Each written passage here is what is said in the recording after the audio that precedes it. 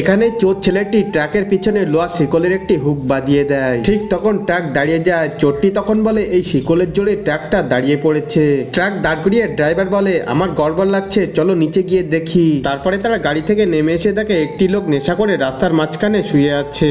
Driver লোক দুটি তখন নেশাকর লোকটিকে ডাকতে থাকে, কিন্তু লোকটি মোটেও ওঠে না। চোরটি তখন চুপচুপি দেখে এসে বলে ওই দুইজন লোক নেশারিকে জাগানোর চেষ্টা করছে, তার মধ্যে আমরা 10-12 পেটি মাল সরিয়ে ফেলি। তারপরে তারা ট্রাক থেকে পেটিগুলো নামাতে থাকে। এদিকে ওই কন্ট্রাক্টর গাড়ির মধ্যে পানি নিতে আসে ওই নেশারিকে জাগানোর জন্য, কিন্তু ট্রাক নড়তে দেখে তার একটু সন্দেহ হয়। তখন সে ড্রাইভারকে এসে বলে। তারপরে তারা ওই নেশারির মুখে পানি মেরে নেশারিকে জাগিয়ে তোলে। নেশারি তখন বলে আজ আমার জন্যই তোমাদের ট্রাক লুট হওয়া থেকে বেঁচে গিয়েছে। আমার কথা বিশ্বাস না হলে যাও ট্রাকের পিছনে গিয়ে দেখো। তারপরে লোক দুটি তখন ট্রাকের পিছনে দেখতে যায়। কিন্তু তার আগে তুমি যদি তোমার মাকে মন থেকে ভালোবাসো তাহলে ভিডিওতে লাইক করে চ্যানেলটি সাবস্ক্রাইব করো আর কমেন্টে আই লাভ ইউ মা লিখে দাও। তারপরে তারা ট্রাকের পিছনে এসে চোর দুটোকে হাতে নাতে ধরে ফেলে।